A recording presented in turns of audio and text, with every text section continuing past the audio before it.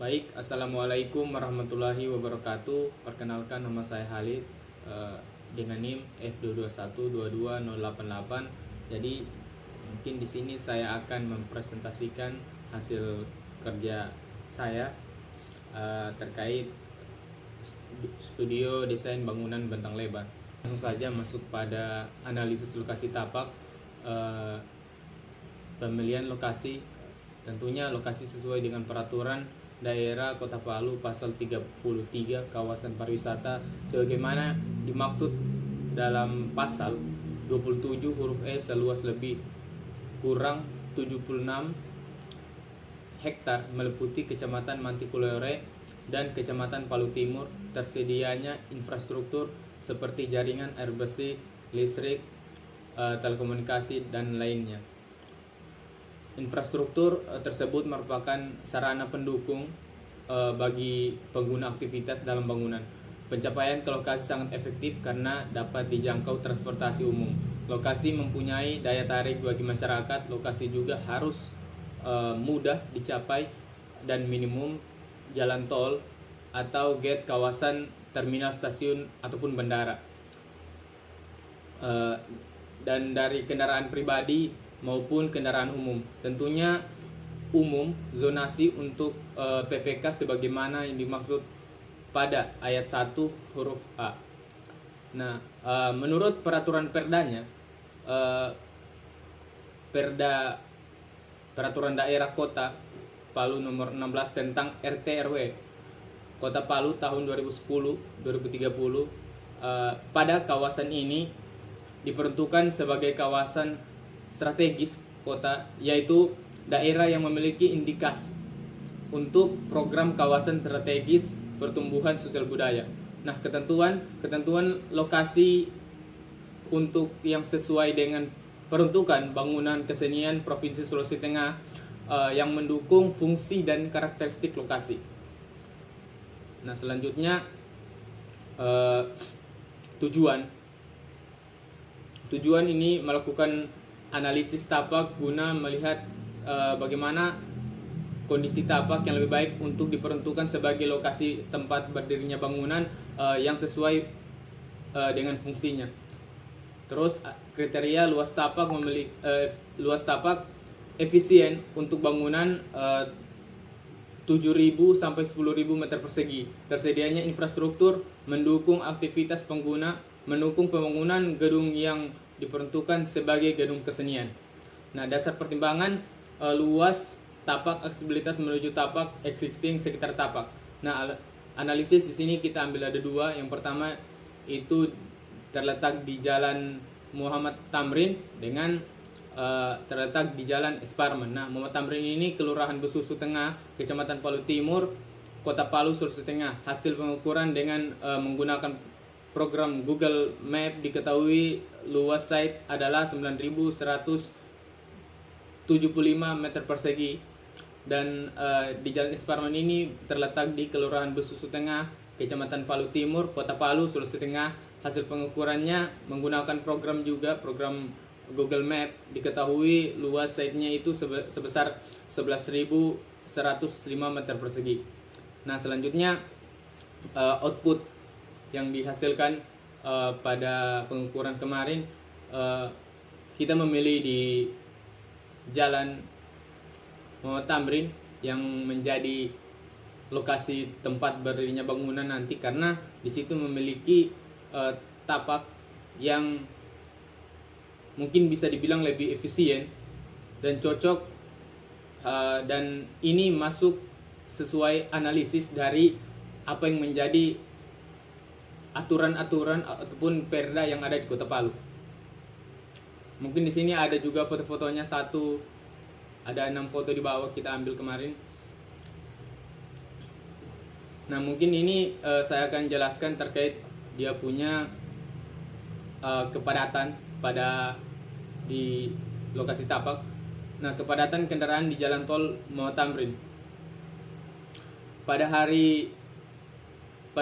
pagi hari pukul 7 sampai 8.30 di Muhammad Tamrin padati kendaraan roda 2 dan roda 4 karena di area tersebut itu terdapat perkantoran dan sekolah, sehingga mungkin pengguna dari kantor itu dan mungkin ada anak-anak sekolah yang sering lewat situ, sehingga jalan itu sering dilalui untuk akses menuju kantor situ dan sekolah. Nah, mungkin di sini ada tertera juga pada pukul 9 sampai 12 di Jalan Muhammad Tamrin, siang pukul 12.30 sampai 15.00 Jalan Muhammad Tamrin, dan seterusnya. Dan seterusnya itu ada mungkin di sini ada analisis vegetasi, karena ini penting juga untuk bagaimana bisa memanfaatkan vegetasi di area tersebut. Apakah ini mau di-cut atau kita pertahankan sebagai vegetasi yang nantinya akan menunjang bagi bangunan ketika berdiri. Nah, konsep vegetasi tapak adalah konsep perancangan penggunaan vegetasi di suatu tapak. Konsep ini dapat meliputi pemilihan jenis vegetasi, penempatan, dan fungsinya. Nah, kemarin sempat survei itu ada pohon mangga di sana dan itu masih berdiri bagus. Pohon besar seperti ini memberikan visual yang menyenangkan dan bisa menjadi titik fokus dalam perancangan landscape. Terus ada pohon-pohon ketapang, manfaatnya itu sebagai pohon pengarah, daun yang lebat dapat menyerap debu, terus meredam kebisingan dan dari kendaraan. Selanjutnya analisis konsep struktur bangunan desain studio bentang lebar. Ini melibatkan penjelasan struktur bawah atau pondasi. Nah, untuk inputnya itu bagaimana untuk menentukan sistem struktur atau pondasi yang sesuai dengan bangunan dan mendukung bangunan bentang lebar. Nah, terus dasar pertimbangannya itu yang pertama efisiensi pondasi yang dapat menahan bangunan, terus daya dukung tanah pada lokasi tapak, efisiensi waktu pengerjaan. Nah, analisis untuk konsep struktur ini yang pertama tidak menimbulkan getaran dalam masa pelaksanaan atau pemasangan pondasi pada area lokasi tapak tersebut. Aman digunakan di area yang sempit pada bangunan ataupun di sekitar bangunan. Terus yang ketiga, mampu menahan bangunan beban berat yang akan nantinya dibangun atau masa direncanakan. Nah, terus kelebihannya itu di sini saya menggunakan pondasi bore pile dan di atasnya itu ada footplat, karena saya melihat di sini ada sesuai dengan kondisi tanah, karena tanahnya itu di sana ada sedikit bebatuan dan sedikit keras. Makanya saya ambil pondasi tersebut. Dan kelebihan pondasi ini aman digunakan pada area sempit dan padat bangunan, tidak menimbulkan getaran yang keras, memiliki ketahanan yang jauh lebih tinggi terhadap beban lateral, tidak memiliki tempat penimbuhan. Terus yang terakhir itu cocok di tanah yang keras. Nah, kekurangannya itu hanya ada 3 sesuai apa yang menjadi literatur yang saya dapat. Waktu pengerjaannya cukup lama, kurang praktis dalam pelaksanaan, pekerja yang ahli dalam bidangnya. Nah, terus masuk ke analisis konsep struktur atas, yaitu struktur yang memang nantinya ini akan menjadi struktur utama dalam merancang bangunan ini. Nah, jadi inputnya itu untuk menentukan sistem upper struktur atau pondasi yang sesuai dengan yang sesuai dan mendukung bangunan bentang lebar. Dasar pertimbangan yaitu penutup pada bangunan memiliki estetika untuk bangunan, struktur bangunan yang kokoh, efisiensi dalam pengerjaan. Terus analisisnya yang pertama itu saya ambil di sini ada beberapa struktur upper struktur yang saya masukkan. Yang pertama itu ada face frame. Struktur ini adalah sistem struktur 3 dimensi yang terdiri dari elemen-elemen rangka yang saling terhubung membentuk pola geometri tertentu, biasanya segitiga dan tetrahedron. Dari struktur ini mempunyai beberapa kelebihan. Yang pertama, tersusun dari elemen-elemen batang yang lurus, terus menggunakan geometri segitiga sebagai dasar bentuk yang membuatnya stabil secara struktural. Terus yang ketiga, bersifat ringan tetapi sangat kuat. Yang keempat itu biasanya dibuat dari baja, aluminium atau material komposit. Selanjutnya, banyak digunakan untuk membangun bentang lebar tanpa kolom di tengah. Nah, kekurangannya untuk struktur face frame itu desain dan analisis lebih kompleks dibandingkan struktur konvensional. Terus koneksi antar elemen harus sangat presisi. Biaya awal bisa lebih tinggi karena fabrika khusus. Jadi fabrika khusus ini dia kayak dirakit dan lain-lain, harus sesuai dengan ukuran perencanaan suatu bangunan yang telah direncanakan. Nah, terus ada struktur cangkang. Struktur cangkang ini adalah sistem struktur yang terdiri dari permukaan tipis dan melengkung yang mampu menahan beban, terutama melalui gaya tekan dan tarik, bukan lentur. Kelebihannya itu efisiensi secara struktural, ringan namun tetap kuat, tidak memerlukan banyak kolom pendukung, hemat material dan biaya jangka panjang, estetika tinggi. Terus kekurangannya itu desain dan perhitungannya rumit, pembuatan cetakan, backcasting sulit dan mahal, tidak fleksibel terhadap perubahan desain, kesulitan dalam konstruksi di lapangan, biaya awal lebih tinggi, pemeliharaan bisa lebih sulit. Struktur tarik ini, struktur kabel adalah sistem struktur yang menggunakan kabel atau tali sebagai elemen utama untuk menahan beban. Kelebihan dari struktur tarik ini ringan, fleksibel, efisiensi dalam menahan beban tarik, estetika dan nilai arsitekturnya tinggi, terus cocok dalam untuk bentang lebar.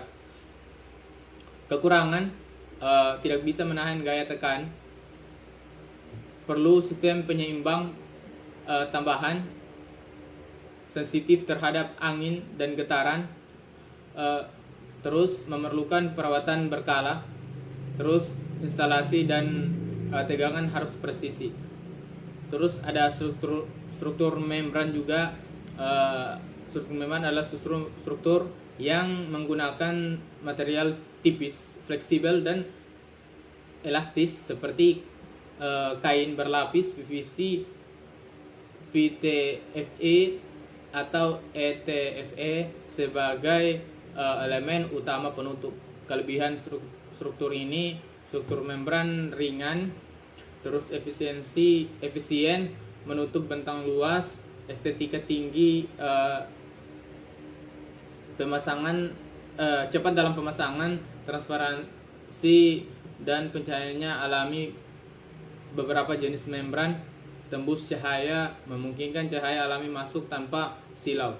Terus yang terakhir itu tahan cuaca. Nah, kekurangan struktur membran, daya tahan terbatas, perlu tantangan tinggi, terus rentan sobek atau rusak.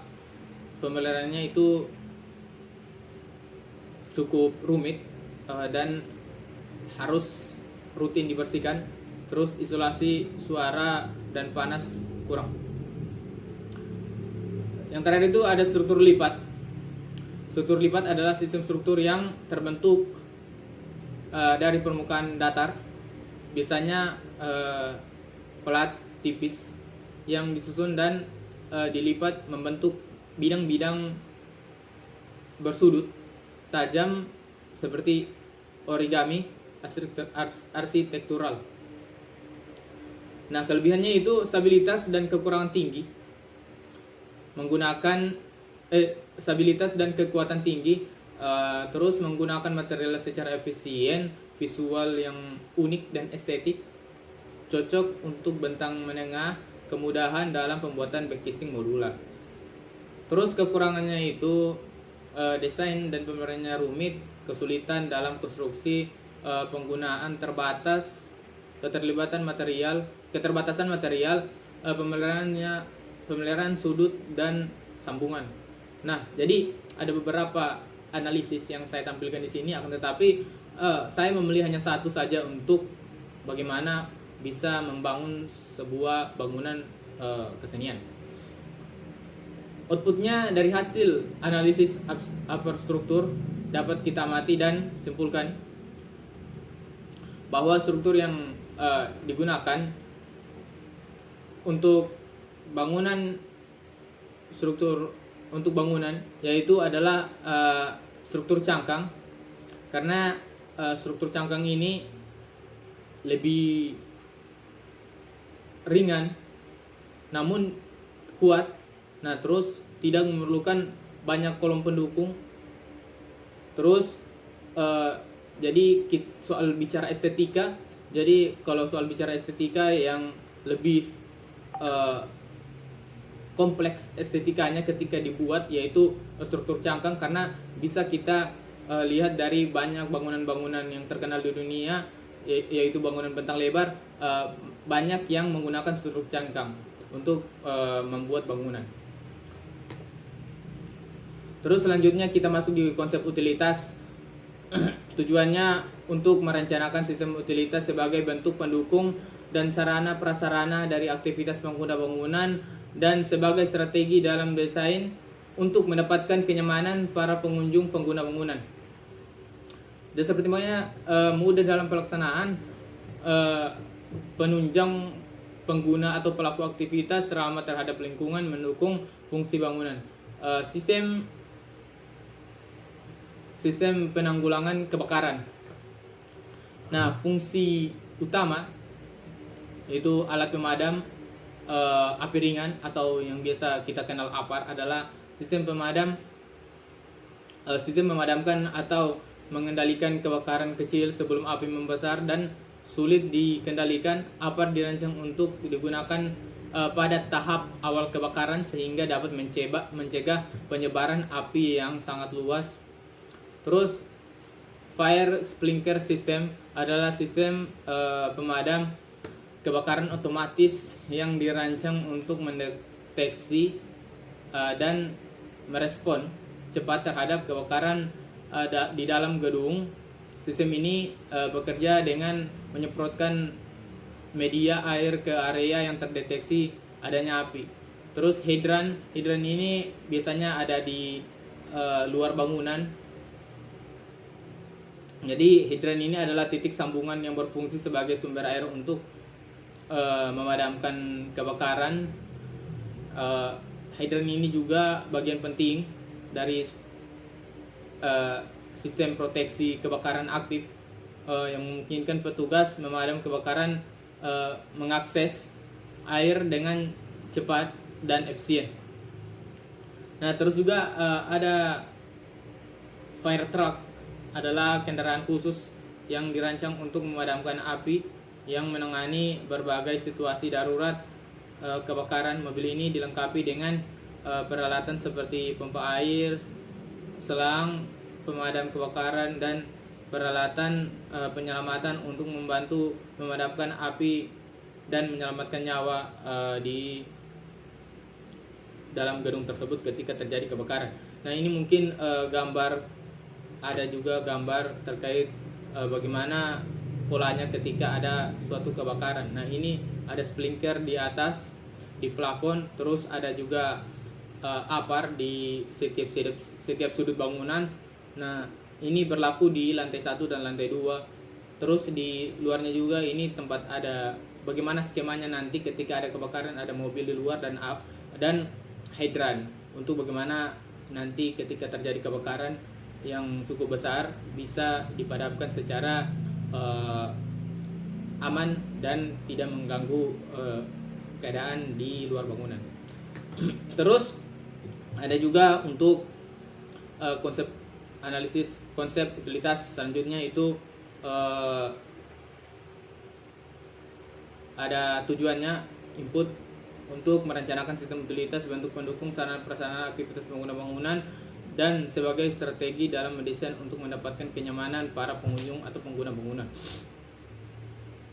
Dasar pertimbangannya mungkin hampir sama, mudah dalam pelaksanaan, penunjang pengguna, ramah terhadap lingkungan, mendukung fungsi bangunan. Nah, terus skemanya mungkin pada awal pembuangan skema pembuangan sampah mungkin pada awalnya pembuangan yang baik melibatkan pemilahan sampah, pembuangan pada tempatnya, dan pengolahan sampah untuk mengurangi volume dampak lingkungan. Pemilihan sampah membantu dampak lingkungan. Pemilihan sampah juga membantu dalam pemanfaatan kembali atau pemanfaatan daur ulang. Pengolahan sampah yang tepat juga penting untuk mencegah pencemaran dan menjaga kesehatan lingkungan. Nah, setelah pemilahan sampah, terus dari hasil pemilahan sampah tersebut lalu dibuang ke TPS, tempat pembuangan sampah sementara yang berada di sekitar bangunan, yang biasanya disiapkan oleh pemilik bangunan tersebut.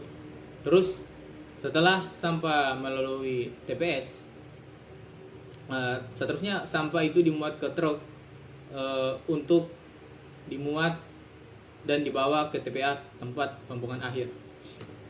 Nah, ini setelah dimuat di truk, seterusnya sampah ini dibuang di TPA, tempat pembuangan akhir, dan selanjutnya itu akan didaur ulang sebagai sampah yang nantinya bisa dikelola kembali. Selanjutnya di sini ada sistem instalasi air bersih adalah sistem perpipaan dan komponen yang dirancang untuk menyalurkan air bersih. Nah, untuk skemanya kita melalui PDAM terus dialirkan ke bangunan tapi dibantu oleh pompa air.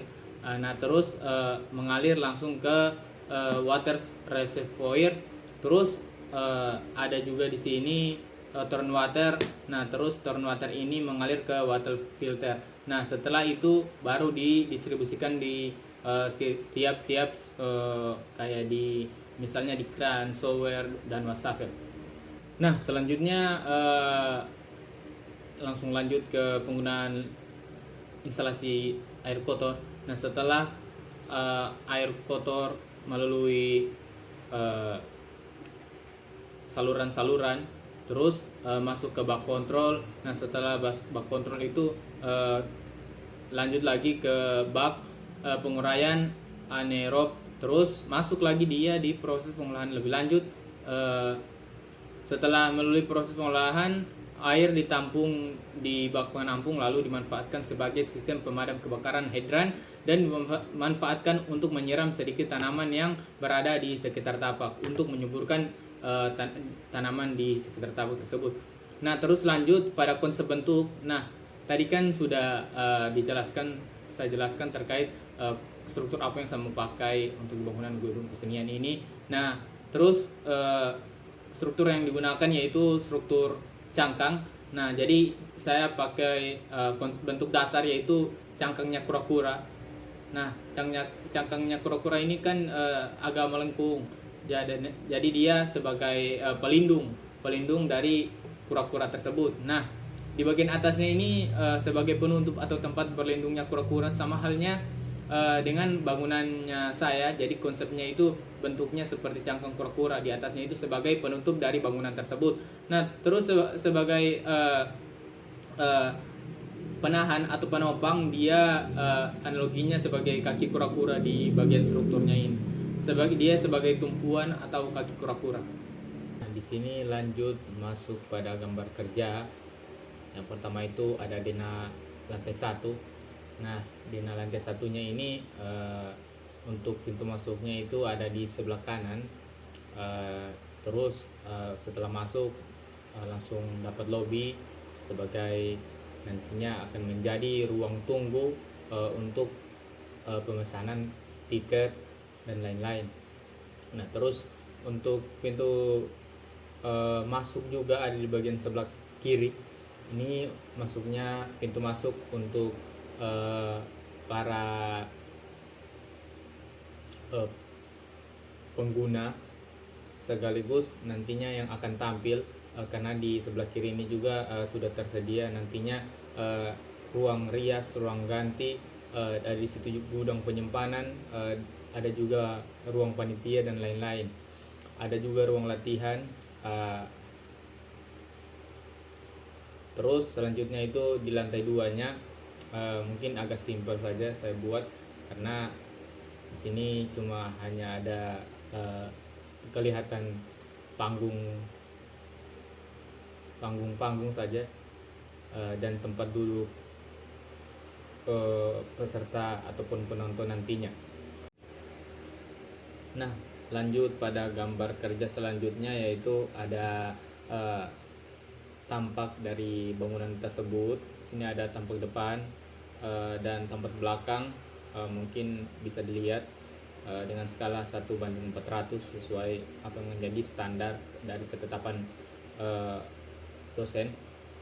Nah, terus di sini juga ada samping kiri dan kanan, terlihat seperti suatu bangunan yang dibungkus oleh suatu cangkang.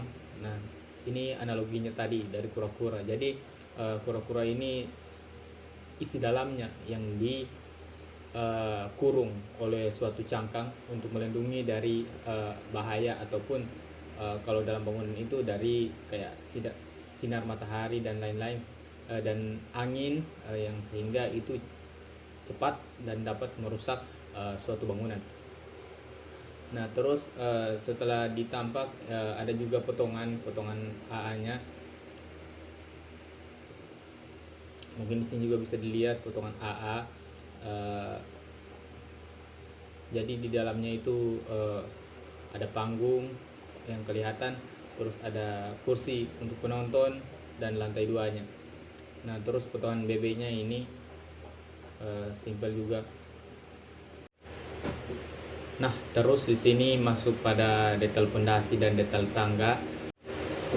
Nah, selanjutnya itu ada rencana atap dengan skala 1:400. Nah, jadi rencana atapnya ini memang hanya begini karena memang ketika dari tampak atas, rencana atap ini yang kelihatan memang hanya bagian atas, jadi dia akan menutupi bangunan tersebut. Nah, terus di sini mungkin saya perlihatkan 3D-nya di bagian ini, bagian dalam ruang ataupun dari gedung teaternya. Jadi ada panggung, kelihatan panggung, dan di sini ada lampu-lampunya juga. Terus ada pintu masuk, pintu keluar. Nah, terus di sini dengan ada kursi penonton. Ini tampak dari luar bangunan dari gedung kesenian. Nah, terus ini juga tampaknya dari luar. Mungkin kelihatannya agak simpel. Tetapi di sini yang bermainnya itu pada bagian ruang-ruang di dalamnya, ruang-ruang interior dalamnya. Jadi untuk tampak luarnya itu tidak mungkin hanya begini, tidak terlalu menarik, tapi di dalamnya itu dibuat menarik, semenarik mungkin, supaya ketika ada pengunjung yang datang itu tidak hanya memperlihatkan bagaimana tampilan-tampilan, tapi memperlihatkan juga bagian-bagian interior dari bangunan tersebut. Dan selanjutnya mungkin akan saya perlihatkan terkait animasi yang saya buat secara sederhana. Mungkin bisa disaksikan secara bersama-sama.